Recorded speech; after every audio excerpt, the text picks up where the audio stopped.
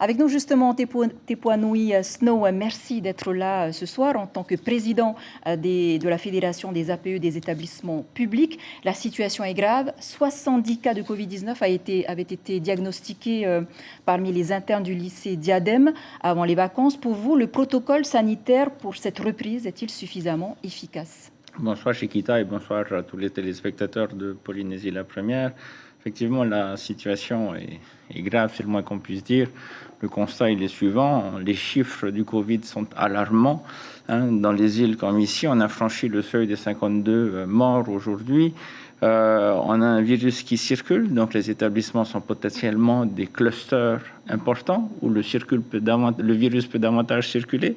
On constate également une désertion des élèves, notamment dans les filières professionnelles. Ça, c'est un cas, malheureusement. Il y a un reportage que vous avez fait qui vient de le dire. Je tiens à féliciter en même temps le travail qui est réalisé par les enseignants parce qu'ils ont complètement dû modifier leurs pratiques et s'adapter en fait à de nouvelles façons d'enseigner alors qu'ils mettent aujourd'hui en péril leur santé. Et pour vous, le protocole sanitaire... Le protocole ne convient pas. Nous l'avons répété et dit à la ministre encore la semaine dernière. Il a besoin d'être complété de mesures concrètes qui peuvent répondre à la situation urgente, notamment pour ce qui concerne les entrées et les sorties des enfants dans les établissements, pour ce qui concerne l'organisation des enfants pendant la cantine. C'est de la responsabilité du pays. Concrètement, pour ce qui concerne quelles mesures avez-vous demandé? Alors nous, ce que l'on a demandé, ça concerne, on rejoint exactement les propositions qui sont faites par les syndicats, qui est d'abord l'organisation des classes par demi-groupe.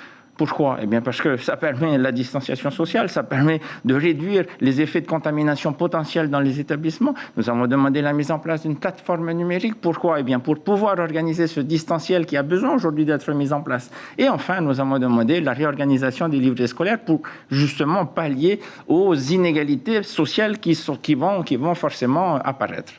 Le Covid-19 a gagné les archipels, il continue de se propager. Que proposez-vous justement pour permettre aux enfants de poursuivre la scolarité dans de bonnes conditions, bien sûr? L'équation, elle est compliquée aujourd'hui. C'est pour ça que je tiens à le préciser ce soir. Nous ne sommes pas les ennemis du ministère. Nous ne sommes pas en guerre contre le ministère de l'Éducation. Bien au contraire. Mais faut-il simplement que le ministère nous écoute? Vous savez, j'ai appelé la DG2E ce matin pour avoir les chiffres des absences en termes de professeurs et des enfants aujourd'hui. Je suis content de venir sur votre plateau parce que j'ai l'information ce soir que j'aurais souhaité avoir de la part du directeur que j'ai appelé ce matin. Vous avez le sentiment de ne pas être entendu? Nous ne sommes pas entendus, ni les parents d'élèves que je représente, ni les enseignants, à tel point qu'aujourd'hui, ils sont dans la rue. Je pense du reste que les 12,8% ne sont pas représentatifs dans ce que pense la majorité des enseignants aujourd'hui par rapport à la situation et par rapport au fait qu'ils mettent aujourd'hui leur santé en péril. Alors, pour vous, est-ce qu'il faut de nouveau confiner? La situation du confinement est une question économique, bien évidemment, mais je pense que